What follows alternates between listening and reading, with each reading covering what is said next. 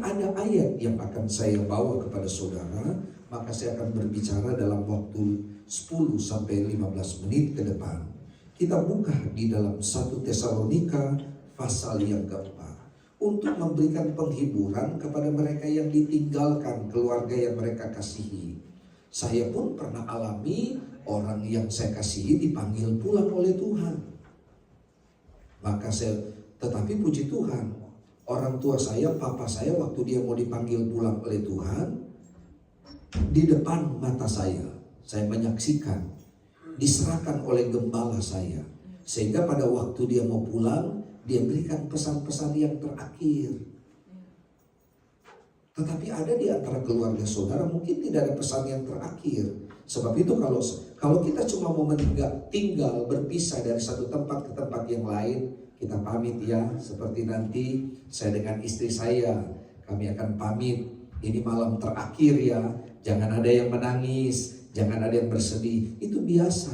Tetapi kalau keluarga kita dipanggil pulang oleh Tuhan tanpa pamit, saudara mau meronta bagaimanapun, kita harus siap. Maka kita akan lihat 1 Tesalonika pasal 4 ayat yang ke-13 dan ayat yang ke-14. Saya akan membacakannya dan saudara dapat menyimaknya dengan baik. Dikatakan demikian, selanjutnya kami tidak mau saudara-saudara bahwa kamu tidak mengetahui tentang mereka yang meninggal, supaya kamu jangan berduka cita seperti orang-orang lain yang tidak mempunyai pengharapan.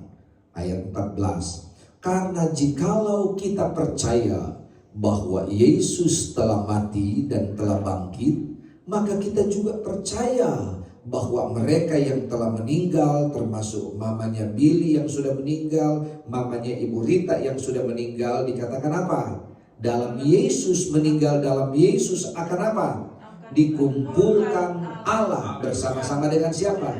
Yesus itu. Amin.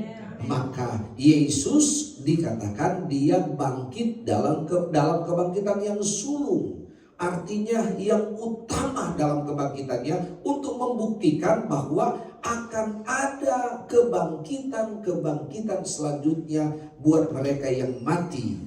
Mati yang mana? Mati di dalam Tuhan dan mati di luar Tuhan. Akan bangkit, semua akan bangkit saudara. Maka saya katakan, ada beberapa transit bagi kematian orang percaya. Begitu juga orang yang tidak percaya. Bedanya kalau orang yang percaya mati di dalam Tuhan, dia melewati 4 transit. Sedangkan mereka yang mati di luar Tuhan, dia cuma lewati 2 transit. Nah, bagi orang yang mati di dalam Tuhan, transit yang pertama di mana? Di bumi. Berapa lama engkau hidup di dalam dunia ini dia? Ini adalah tempat transit. Sehebat apapun, semewah apapun, setinggi apapun saudara ada di dalam dunia, tetap dunia ini adalah transit kita. Sebab itu kan Alkitab berkata, kewarganegaraan kita bukan di mana? Bukan di dalam dunia, bukan di dalam bumi, tetapi di mana? Di dalam sorga. Jadi bumi ini hanyalah transit. Berapa lama kekuatan tubuhmu bertahan di dalam dunia yang fana ini dia? Maka kalau engkau ingin tubuhmu ingin lebih lama, jaga kesehatan. Jangan banyak merokok, jangan minum minuman keras, jangan tidur terlalu pagi. Untuk menjaga apa? Menjaga tubuh kita ini, supaya tubuh kita ini dapat bertahan di dalam dunia yang fana. Tetapi kematian kan tidak datang, dia beritahu, besok saya akan datang panggil kamu untuk apa? Dijemput dan pulang. Tidak, kematian bagi kita adalah sesuatu yang mendadak. Kematian di dalam diri kita, siap atau tidak siap, kita harus siap. Maka dari itu transit yang pertama bagi kematian orang percaya, pertama di dalam dunia, di bumi ini. Kedua, Firdaus. Dan di Firdaus itu hanya roh. Tubuh kita sudah kembali ke debu tanah dan roh kita ke Firdaus. Itu adalah transit yang kedua. Transit yang ketiga adalah di mana saudara? Awan-awan. Alkitab berkata, inilah ayat yang berkata, pada bunyi sangkakala terakhir, sangkakala ketujuh, Tuhan sendiri turun. Dan Alkitab katakan apa? Mereka yang mati di dalam Tuhan, dia apa? Dibangkitkan. Mereka yang ada di mana? Roh mereka yang ada di Firdaus akan dibangkitkan, dan dikatakan akan apa? Akan diubahkan, diberikan tubuh kebangkitan, dan dibawa ke awan-awan. Nah, transit yang ketiga di mana? Di awan-awan. Sebab itu kalau saudara lihat orang-orang tua, kalau mereka paling senang nyanyi itu lagu yang mereka paling senang sekali adalah ada pertemuan di udara, pertemuan yang manis. Bapak seorang hamba Tuhan tua di Manado, umur 80 tahun, saking dia bersemangat, dia menyanyi, ada perempuan di udara, perempuan yang manis. Pemimpin pujian bilang sama dia dari belakang, Opa, bukan perempuan. Apa ada? Pertemuan. Dia lupa, oh iya ada pertemuan. Saudara, transit yang ketiga bagi orang percaya di mana? Awan-awan. Kita sekarang ini menanti apa, saudara? Jangan dulu menanti awan-awan. Saudara ingin mau mati di dalam Tuhan, atau mau tunggu sampai Yesus datang sehingga saudara tidak mati secara fisik, tetapi saudara diubahkan. Saya yakin dan saya percaya saudara menginginkan adalah apa? Tidak melewati proses kematian. Karena 1 Korintus pasal 15 ayat 51 dikatakan ada sesuatu rahasia yang harus sampaikan kepadamu. Paulus katakan, rahasia apa? Bahwa tidak semuanya kita akan melewati proses kematian. Berdoa. Coba lihat 1 Korintus pasal 15 ayat 51. Tidak semuanya kita melewati proses kematian. Maka saudara berdoa supaya saudara adalah bagian dari orang-orang tidak melewati proses kematian. Saya pun menginginkan itu. Mereka yang tidak melewati proses kematian itu adalah mereka yang masuk di dalam 5 gadis yang bijak. Mereka yang masuk di dalam gereja yang sempurna. Mereka itu tidak melewati proses kematian. Tetapi mereka yang mati di dalam Tuhan, proses kematian yang mereka alami, mereka akan melewati 4 transit. Maka transit yang ketiga saya katakan ke awan-awan. Awan-awan adalah transit yang paling singkat. Karena awan-awan itu kita hanya dapat mencapai pada 75 hari di awan-awan untuk pembagian apa? Upah, mahkota, semua pahala, apa yang engkau pernah tabur di dalam dunia, apa yang ibu gembala yang sudah dipanggil pulang oleh Tuhan, dia tabur di dalam dunia. Alkitab berkata, kalaupun dia tidak menuai di dalam dunia, ada anaknya Billy yang akan menuai.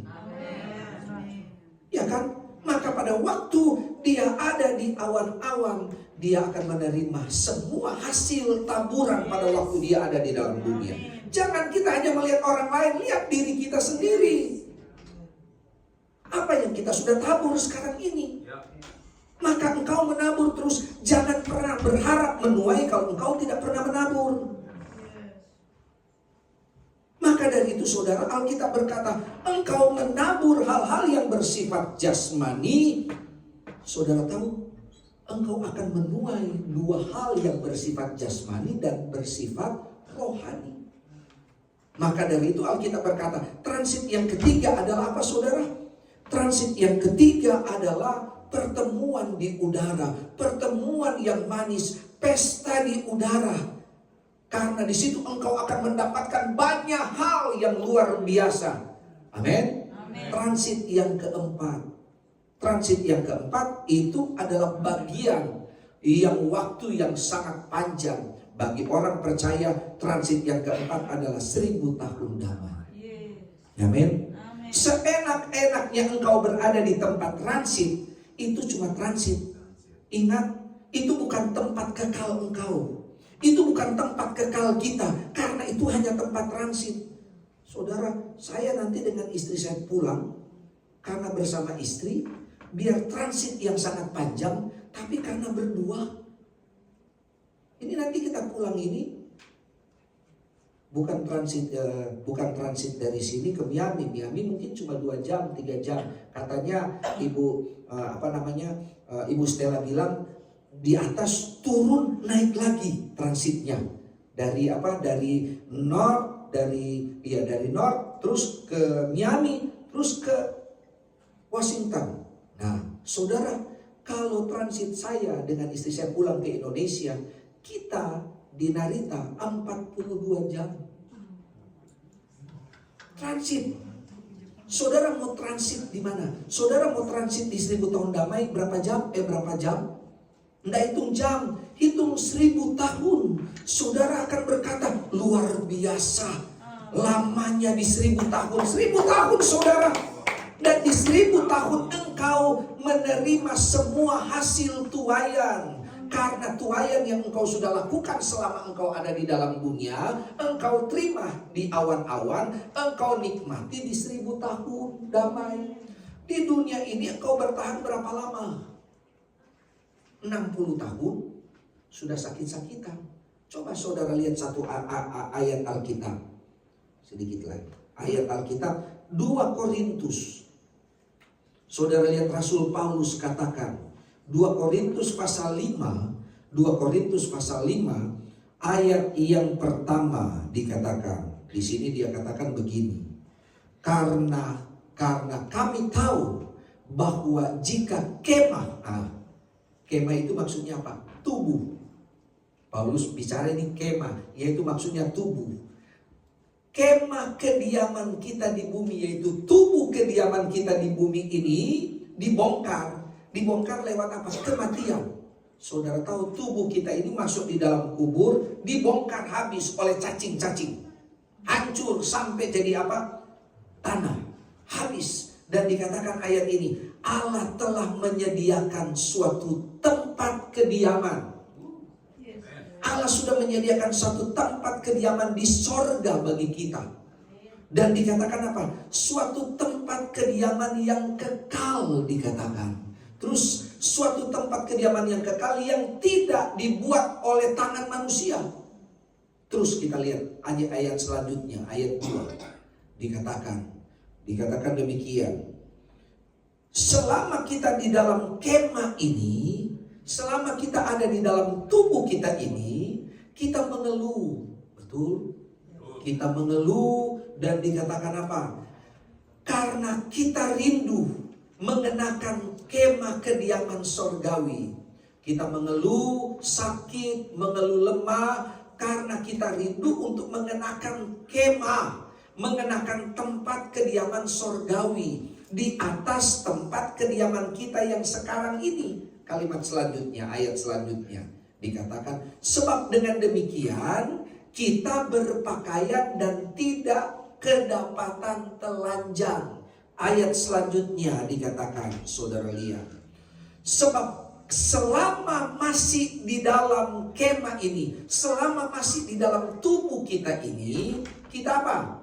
Ayat ini, kita mengeluh dikatakan oleh beratnya tekanan, karena kita mau mengenakan pakaian yang baru itu tanpa meninggalkan yang lama, supaya yang fana itu ditelan oleh hidup.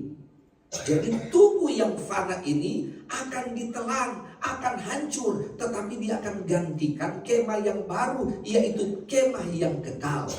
Maka ayat ini menjelaskan, saudara, yang kita sudah bacakan tadi. Selanjutnya, kami tidak mau saudara-saudara bahwa kamu tidak mengetahui tentang mereka yang meninggal, yaitu mereka yang mati di dalam Tuhan. Jadi transit yang keempat, 1000 tahun damai. Amin, saudara. Sedangkan orang yang mati di luar Tuhan, transitnya 2 kali. Orang yang mati di luar Tuhan ini, orang yang mati yang tidak percaya, transit yang pertama mereka di mana? Di bumi. Mereka mati, tubuh mereka kembali ke debu tanah, roh mereka kembali kepada Allah. Allah tempatkan roh mereka kemana? Hades. Ada yang Orang bilang ada Tartarus. Tartarus itu adalah tempat penampungan roh-roh orang yang tempat penampungan para malaikat yang jatuh. Sedangkan Hades adalah tempat penampungan roh-roh orang yang tidak percaya. Hades itu transit yang kedua bagi orang yang tidak percaya. Setelah itu kemana? Tidak ada transit lagi. Dari Hades setelah 1000 tahun damai. Setelah 1000 tahun damai, karena selama 1000 tahun damai orang yang tidak percaya, mereka itu ada di mana? Roh mereka itu ada di mana? Hades. Sedangkan 1000 tahun damai dinikmati oleh apa? Orang-orang yang percaya. Orang-orang yang tidak percaya yang mati, mereka itu belum dibangkitkan. Nanti setelah 1000 tahun damai, baru mereka dibangkitkan. Tetapi waktu mereka dibangkitkan, mereka dikasih tubuh yang baru, tubuh yang tidak binasa. Untuk apa? Untuk menikmati Gehenna atau neraka kekal selama-lamanya. Di sana mereka akan menyesal, akan dikatakan mereka akan menangis, bersedih. Karena apa? Karena siksaan yang hebat. Sebab itu Alkitab berkata, di sana mereka saling mengenal satu dengan yang lain. Kenapa? Kalau mereka tidak mengenal, mereka tidak merasakan sakit, mereka tidak merasakan penyesalan. Dan penyesalan mereka adalah penyesalan yang kekal selama-lamanya. Mereka tersiksa selama-lamanya. Tidak ada hitungan 100 tahun, 200 tahun, 300 tahun, 1000 tahun, 5000 tahun. Kekal disiksa selama-lamanya. Lebih baik kita tersiksa di dalam dunia ini hitungan tahun daripada kita tersiksa selama-lamanya di Gehenna, di neraka. Karena itu kekal. Bersyukur kepada Tuhan. Mama dari Billy dipanggil Tuhan pada waktu apa? Pada waktu dia semangat-semangatnya melayani. Betapa kita bersedih dan betapa kita sakit dikala kita mendengar keluarga kita mati seperti Yudas Iskariot. Walaupun kita tidak mengenal satu sama lain pada waktu kita berada di 1000 tahun damai, tetapi semasa kita hidup kita mau tunggu siapa dulu yang akan masuk kloter berikut, iya kan? Kalau umpamanya di antara kita, siapa dulu yang akan masuk kloter berikut? Ternyata saya lebih dulu, contoh. Sebab kalau saya bilang saudara, nanti saudara tersinggung. Jadi saya bilang, saya dulu. Maka saudara akan bilang, Pendeta Rudi sudah punya tempat yang bagus, yang indah. Kalau saya pergi lebih dulu, saya nggak tahu istri saya meninggal kapan, perginya kapan. Saya tidak berharap lagi untuk bertemu dia di 1000 tahun damai. Karena apa? Di 1000 tahun damai bukan urusan-urusan yang ada di dalam dunia yang kita bawa. Tetapi di 1000 tahun damai adalah urusan-urusan di mana bagaimana kita mau mengelola semua apa yang kita dapatkan di sana. Maka pada waktu engkau ada di dalam dunia, jangan pikir itu gosip. Jangan kita bergosip karena di 1000 tahun damai nggak ada gosip di sana. Bawalah berita yang benar di sana. Karena apa? Bawalah berita yang benar di sini. Karena apa? Di sana tidak ada berita yang tidak benar. Semua berita tentang saya dan saudara. Maka dari itu ayat ini berkata, dikatakan apa? Supaya kamu tidak, dikatakan selanjutnya, kami tidak mau saudara-saudara bahwa kamu tidak mengetahui tentang mereka yang meninggal. Supaya kamu jangan berduka cita. Nggak usah terlalu lama bersedih, Billy, Melania, nggak usah terlalu. Sudah senang gitu. Amin. Itu kau punya mama sudah senang. Kenapa?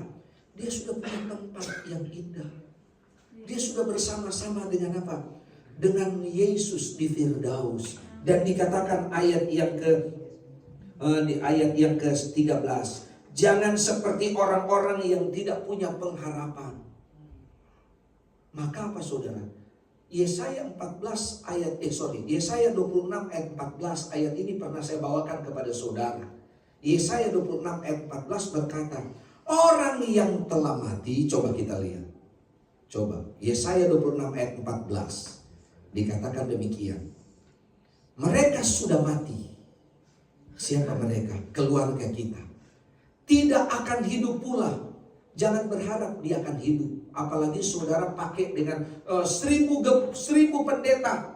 Tolong bangkitkan saya punya mama ini, saya punya papa ini. Saya bayar berapapun. Enggak, jangan berharap itu. Karena mereka sudah mati, tidak akan hidup pula. Sudah menjadi arwah. Dikatakan apa? Tidak akan bangkit pula. Sesungguhnya engkau telah menghukum dan memunahkan mereka. Maksudnya menghukum tubuh mereka yang fana. Kemah mereka dirombak. Karena tubuh kita kan adalah lambang dari kefanaan. Nah, terus dikatakan dan mereka itu dikatakan Tuhan sudah meniadakan dan meniadakan segala apa? Ingatan kepada mereka. Jadi waktu mamanya Billy dipanggil pulang oleh Tuhan, dia sudah tidak ingat lagi dia pernah punya suami, dia pernah punya jemaat, pernah punya anak, sudah selesai. Dia tidak mengenal apa-apa. Kita yang apa? Yang masih hidup, yang masih mengenal. Maka dari itu tidak mengenal apa-apa. Karena apa? Di 1000 tahun damai kita juga tidak mengenal satu dengan yang lain. Tetapi kita yakin bahwa kita mendapatkan tempat yang indah. Oleh karena itu dikatakan ayat yang ke-14, ayat yang terakhir. Karena jikalau kita percaya bahwa Yesus telah mati dan telah bangkit, maka kita percaya juga bahwa mereka yang telah meninggal dalam Yesus akan dikumpulkan Allah bersama-sama dengan Dia. Amin.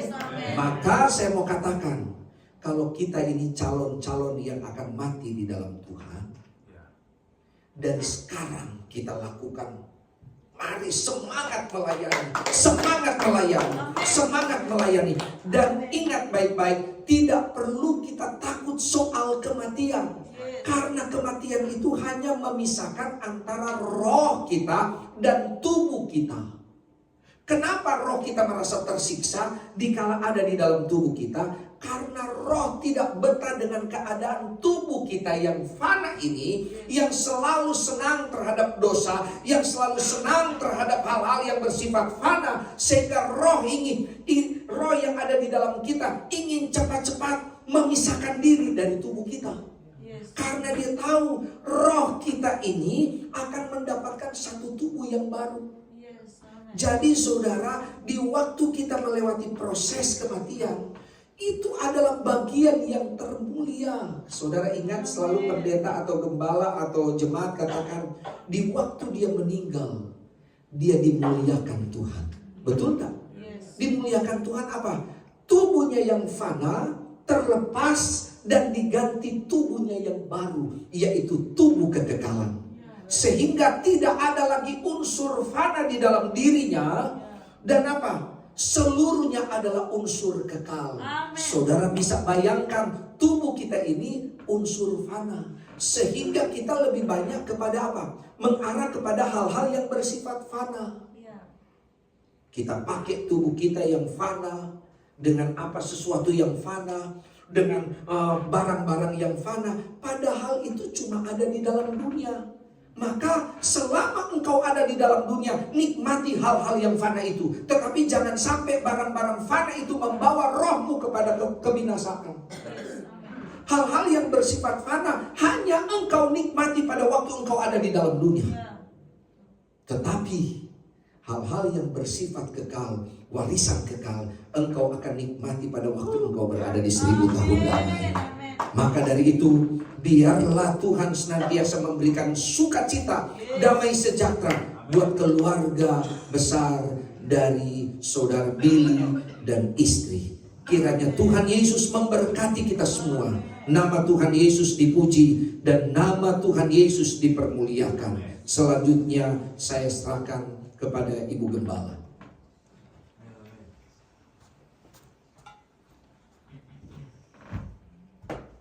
Ganti worship ada di depan sini. Kita akan berdoa untuk firman Allah yang sudah kita dengar pada malam hari ini.